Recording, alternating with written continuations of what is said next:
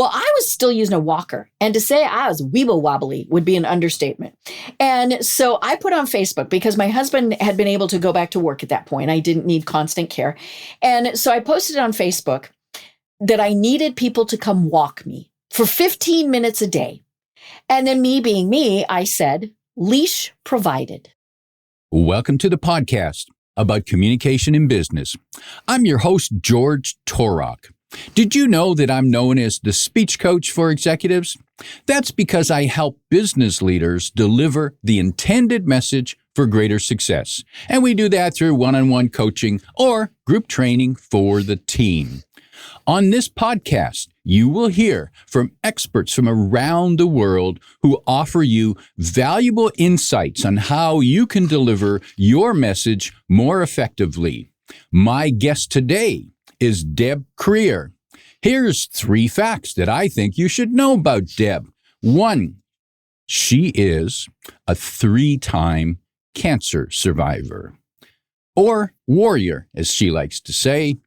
The cancers included breast cancer, basal cell carcinoma, and thyroid cancer. That's a trifecta that I never want to have to face. So, wow. 2, she has 2 master's degrees, 1 in communication and an MBA. 3, she founded her marketing firm, Wise Women Communication, in 2000. And help me, I think I got this wrong, Deb. Tell me what it is. 2009. I had to look it up too. 2009. Okay. And here's a bonus fun fact. She graduated high school in a class of only 32 students. That's a rather small graduating 16 class. 16 boys and 16 girls. Oh, that's a nice nice arrangement. Yes, that works well. So when at the dance, at the prom, everyone had a partner. And then that was the only school in the county.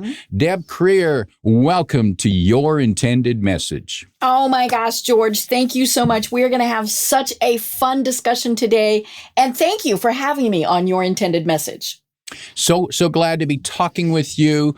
And I know you've got a valuable perspective. Now let's talk about how to get the message across. And going through those cancers, you became a spokesperson to, and of course, to help others benefit from your story, your struggle, your battle. When you were trying to get your message across, what were some of the barriers or obstacles that you ran into? Well, I think the first one is not wanting to share it at all, right? I think we think, we don't want to bother people. We don't want to seem like we're whining, and all of these things. And so then we just, and of course you want to stay private too. And so I think just realizing that people do want to hear, and it's more so that then they can provide love and support, or maybe they've been through the same situation or something like that. And so then they know that they're not alone. But yeah, just the initial decision, do I even tell people? That's a big challenge, where my client's going to say, we can't work with you, or, all of those various things. You're really not sure what's going to happen when you start telling people, hey, I've got this very serious thing going on. And then once you start telling people, I'm guessing you don't want sympathy. You do want understanding, empathy, and support, and you appreciate the concern. What did you do to help guide people to respond in the way that's best? One of the questions I get the most is, my friend, my coworker, my spouse was diagnosed and I don't know what to do. And, people told me, because it was very strange when I first started sharing the story, and I was initially diagnosed in 2015. So I'm going on almost 10 years. And people who I thought would respond, be supportive, all those things, crickets, right? Nothing. And sometimes people just can't handle it, right? It might remind them of their own mortality or something else that they have dealt with, things like that. But I had so many people tell me, we just didn't know what to say. And so I told them, well, Hallmark has cards. And I even have all my cards. I saved every single one of those cards. And it was just something that, I could look through them and I knew I had people supporting me. But I tell people, it's okay to just say something like, George, I'm sorry this is going on. Then you can decide how much you want to get into the conversation. You might just say, thank you. Or you might say, more about, whatever it is, but you give them that option. And I also tell people that don't just say, hey, let me know if there's anything I can do to help. That's a great gesture, but our brains are going, oh my God, I'm dying. All those things. And I can't deal with that vagueness. Now, if you tell me, can I take your kids to a movie? Can I bring you dinner? Can I come sit with you? Can I read? Can I watch TV? All those various things. Then I can grasp that. And I think it's that way with all communication, right?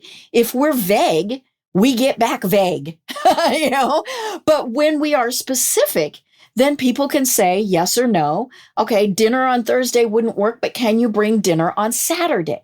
Things like that. And so we have to be specific and we have to be honest too, right? One of the key components of great communication. First, I have to be honest with myself. I need help. I need assistance. I need to talk, whatever it is.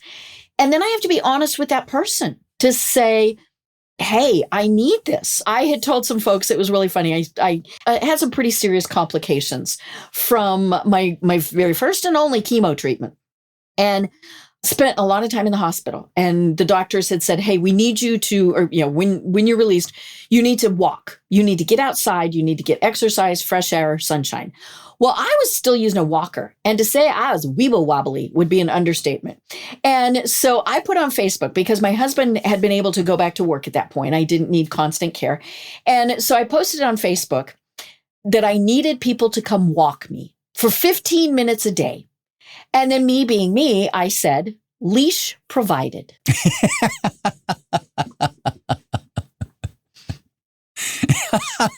You have to have fun with it. I mean, Mm-hmm. And what kind of response did you get? I had people who did, I actually had more people who said, I wish we could, but we're not there. We don't have time, whatever. Because Atlanta is a pretty big place. Somebody might be over an hour away. But I think that's the other thing to talk about is the fact that humor lightens things up, right? Whatever it is that we're dealing with that's fairly serious. Now, there's inappropriate humor. Okay, need to avoid that. But yeah, when it's okay to kind of poke fun, and we're poking fun at ourselves. We don't really poke fun at somebody else because that can go wrong really quickly. But yeah, if we're poking fun at ourselves, then people are like, oh, okay, this is fun. But yeah, I had people who came several times a week and took me for walks and they got a little bit longer. And aside from anything, it was just so much fun to see people again. I hadn't seen people in a while. But yeah, our communication skills get really tested when we have a serious illness. And I see the message there that humor is good. Humor works, but it has to come from you about yourself. It can't be other people making fun of you. That doesn't necessarily come across well. But it's okay to leash optional. Yeah. And it was funny because I actually had one person say, "And where's the leash?" And I also appreciate the vast difference between being vague and specific. So people might think that they're being helpful because they just say, let me know if there's anything I can do. Well, what the heck does that mean? And it doesn't necessarily sound like you actually want to do something. You're just, that's kind of the flip answer that you're saying so that, well, I made the offer. But it's so much more helpful to say, oh, can I pick something up for you, a meal, or do you want me to, what errands can I run for you this week? I'm going this plaza. Yeah. Hey, I'm going to the grocery store. Do you need anything? Pretty simple way to ask. Now, those conversations, what about the conversations with the medical people? What frustrations did you have with that? It wasn't as frustrating for me as it is for a lot of other patients. Many years ago, I worked for an oncologist and I worked for the American Cancer Society. So I know just enough to be dangerous, right? But I also knew what questions to ask. I'm also not the shy retiring type. So, I'm going to keep at them to ask the questions until they respond. I do like to joke, always, right? But I know when to be serious, right? But I tell people we have to advocate for ourselves. Yes, our doctors, our medical care providers are way smarter about all of this than we are, but we cannot default to them for what's going to happen. And so we have to keep asking questions. One of the things that I love about my oncologist is, and I am still in active treatment. I go in every 21 days, and there are signs on the doors, especially in the treatment rooms. Do not leave this room if all of your questions have not been answered. And, and I love that. And what I counsel people to do, because again, we're back to, having brain fuzzies, because your brain does short out when you're told that you've got something very serious that's diagnosed. If at all possible, for that very first appointment where you're getting the grim news, the statistics, all of that stuff, don't go by yourself. Take somebody else with you, another set of ears. Write your questions down in advance. Let them know, the other person, they can ask questions. I mean, the person who went with me was obviously my husband, but I've gone with people who didn't have someone to go with them. And I go in and I always make sure that I have permission to be asking and things like that. But yeah, I just, have somebody else, and you can even record it. Now, there are people who will tell you that is a HIPAA violation. Oh, no, it is not. You here in the States, it's always a little bit of a challenge. I can record my own doctor's appointments. I can't record somebody else's, especially without permission, right? And so, yeah, I can. And that came from 35 years ago when I worked for the American Cancer Society. We told people, take a cassette recorder. Okay, that shows how long ago it was, right? Because we didn't have phones. That was long before phones were invented.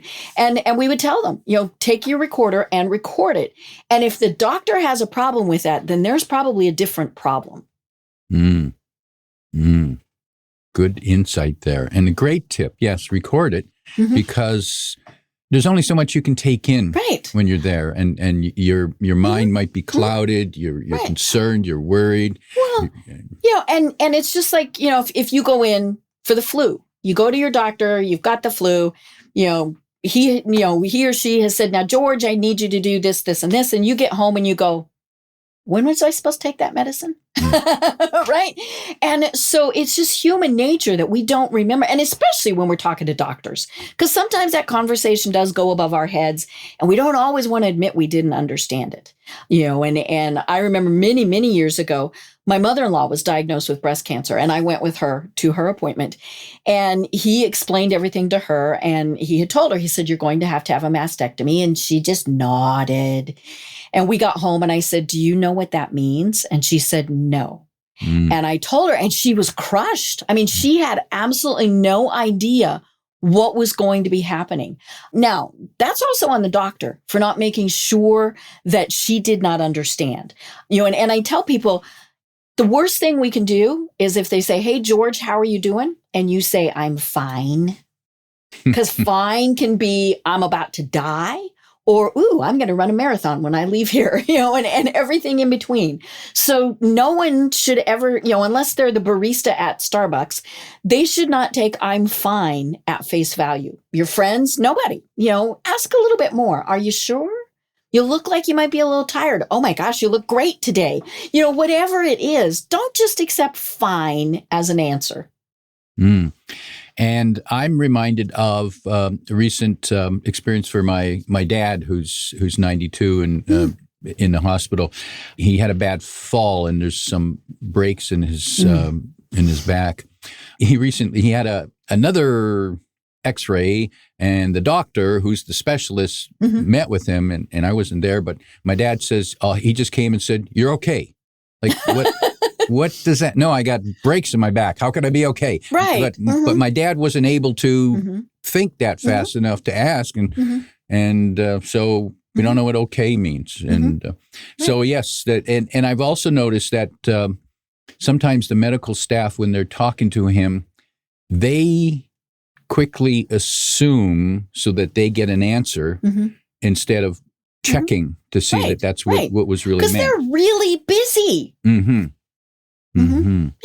Yeah. And we are the patient, and I hate that word, right? But we have every right to get those answers. When I was in the hospital, I had multiple things going wrong. So I had multiple doctors that would come in. And for a long time, I just wasn't coherent enough to really pay attention. But then I did. And they would come in, and I had this quite the room. When you live in a hospital for over a month, you get some different privileges. And so I had this huge window, and they would come in and go to the window. Wouldn't even talk to me. They would go look out the window. And I finally started saying, "Excuse me, I need you to come stand at the foot of my bed so I can see you." And they all did. No questions. I mean, they just, "Oh, sorry." And then I said, "And I need you to tell me who you are and what your specialty is, because that's going to make a difference on what questions I ask you." And I had one who kind of at me and said, "Well, I have a name tag on." And I said, "Show it to me." It was under his lapel, and he apologized. And then I had one doctor, and he was my infectious disease specialist. He came back and he pulled up a chair. I thought, I'm dying. And he said that his ego had always told him people knew who he was and what he did. And he said, "It honestly never occurred to me you did not know who I was." And he said, "I will never again walk into a patient's room without telling them who I am and why I'm there." And that is a powerful lesson that you helped that doctor learn. And it's encouraging that he learned from the lesson and was able to put his ego aside because focus on what's most important. The ego's not here. Now, Deb, how did you deal with the discussions with your clients? So I'm very fortunate, and I know that it is definitely a challenge. Maybe you're the boss and you're not sure how your employees will feel, but my company is pretty much just me, and I have absolutely fabulous clients. And when I told them, "Hey, here's what's going on," they said, "What can we do to help?" And now they could have just as easily said, "You need to focus on getting better," and bid me adieu, which I wouldn't have been happy. Or they could have just said, "You can't do the work," right? And sent me on my way. But mine said, "What do we need to do?" And they understand that, every 21 days, I'm going to drop off the face of the earth for a couple of days, and so they're great. But it is a challenge to figure out how you're going to tell the people you work for and with, and know that, it's going to vary. And I hate that. But it does help if you can be specific. I have to do this. I have to do that. And, every 21 days, I will be, unavailable.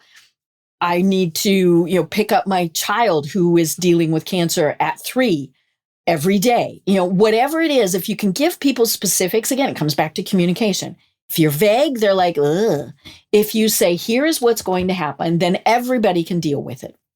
And what advice do you have to business leaders when one or more of their staff might be going through something like this?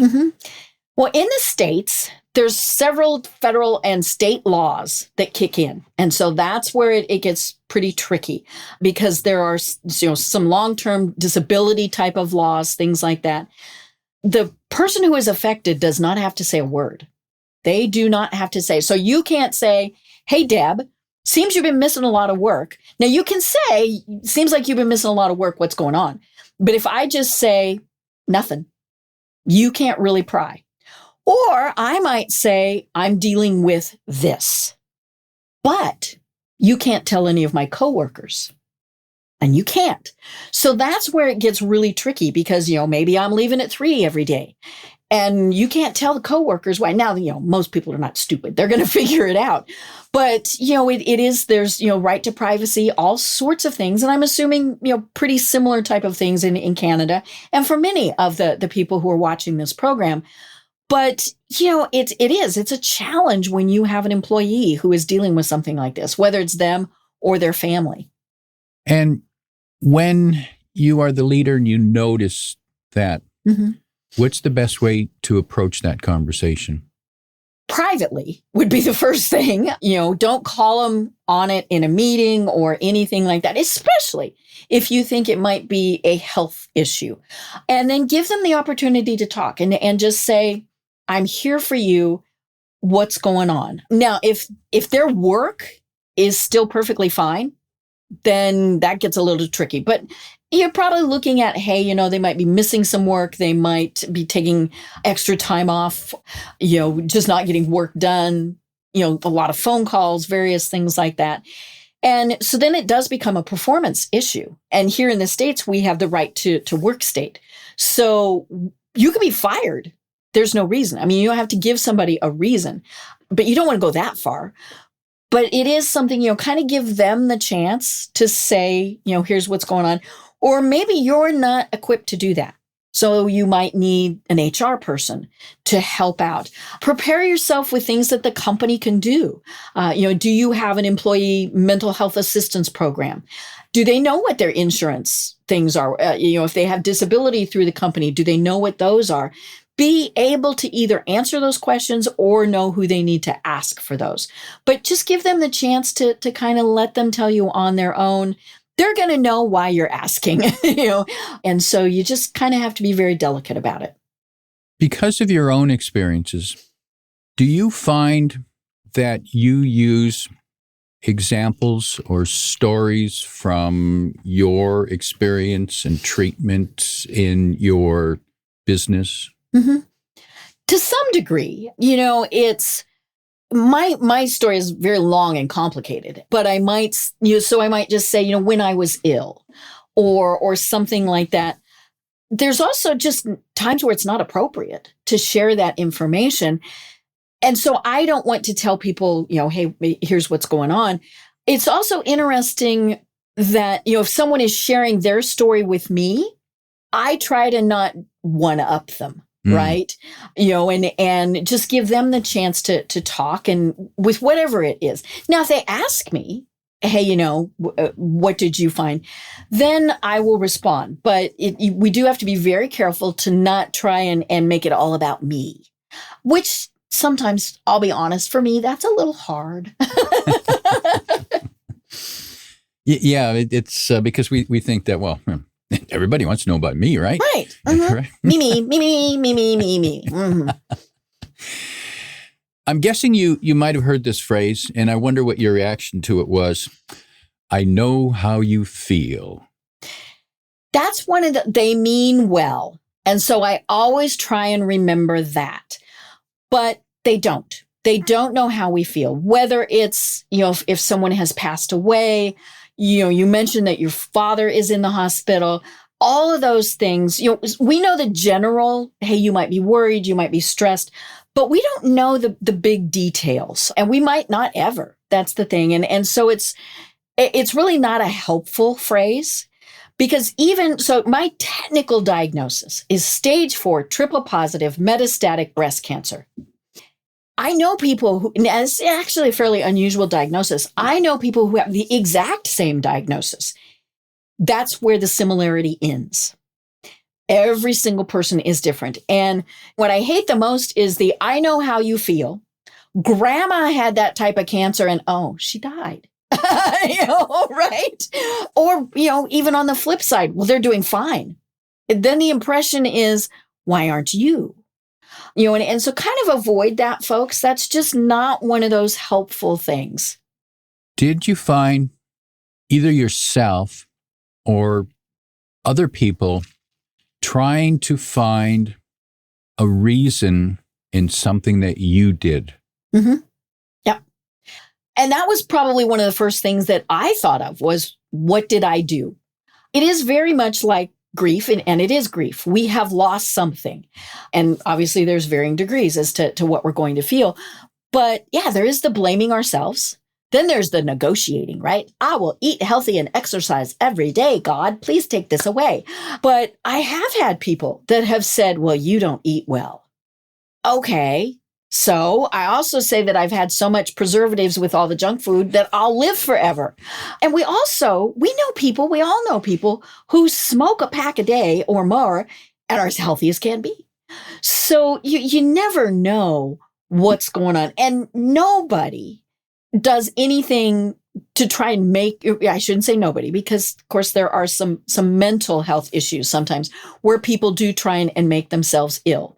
But for the most part, none of us, this is not something we wanted. Could I go back 10 years and not do this? Well, yeah, but it wasn't, and I don't have any of the genetic markers or anything like that either.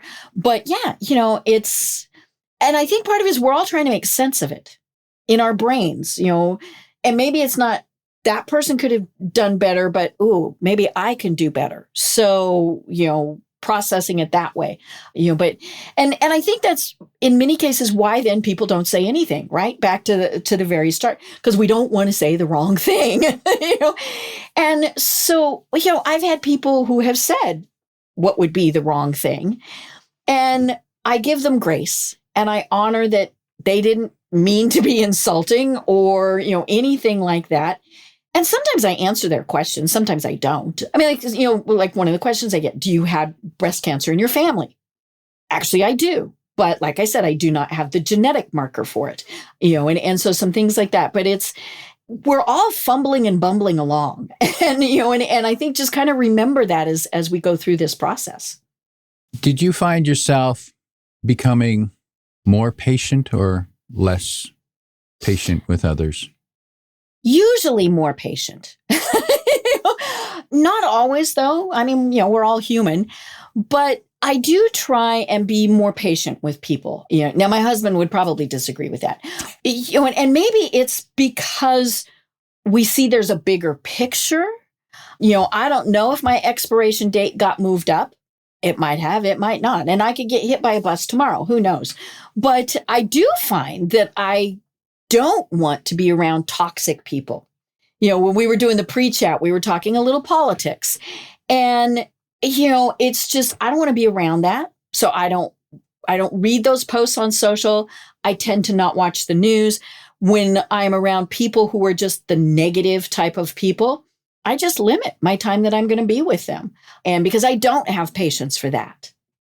How has your philosophy of life changed? It really is live each day. And I've told my husband, one of the things is we go out and do something fairly often. He's retired. And so I said, we're not sitting at home. Even if we're just going out for drinks or dinner or something, we're going to do that. And we don't put stuff off. I've told him, I said, you need to start planning. And the second I said that, I could see him thinking, oh, Lord, what's she thinking? I want to do a cruise to Antarctica, like next year. And so, we'll start kind of working on that. But we don't want our headstones to say, I wish I would have. And so don't put stuff off. And don't put off telling people how much you appreciate them.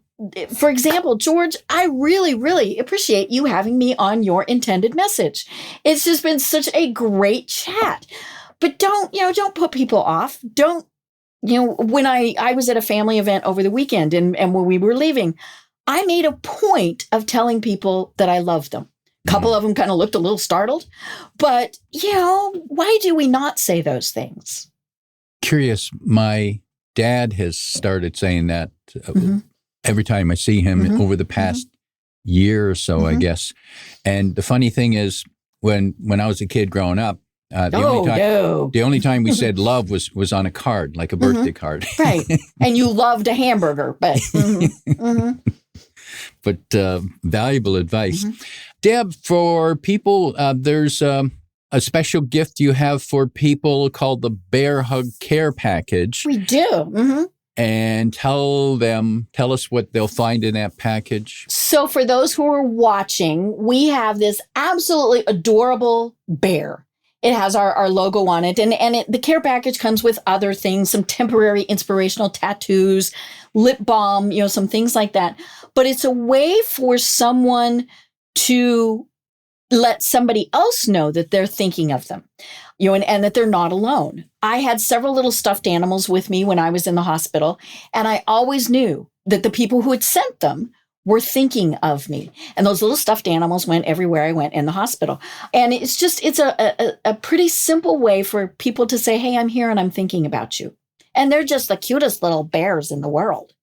And the link, I'm assuming, will be, and we do have a special offer for people to use so that you get a discount.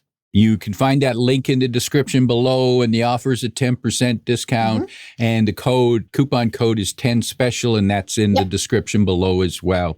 Deb, as we prepare to wrap up, a business leader has just learned that they've come down with terrible hardship, a medical condition. They now have to get treatment, which means it'll affect their attendance and even how they come across. What 1, 2, or 3 pieces of advice would you offer to them that they might say to their team, and at what point should they do that? I always tell them to share. Now, be careful with oversharing, right? We don't need to know the really big details, but I'm a communications person. You're a communication person. When there is not information, when there is a vacuum, we make it up. And so you want your story told by you as opposed to everybody else telling your story. And so, let them know this is what's going on. Here's going to be who my second in command is. All of those various things. Don't let that vacuum take place, because people will make up those stories, and they'll make up real wild and crazy stories. Valuable advice. My guest today is Deb Krier, reminding you that specific is better than vague. If you like what you heard, tell your friends. And post your 5-star review on Apple Podcasts, because that helps more listeners find us. Come back every week for more practical insights to help you deliver your intended message. I'm your host, George Torok.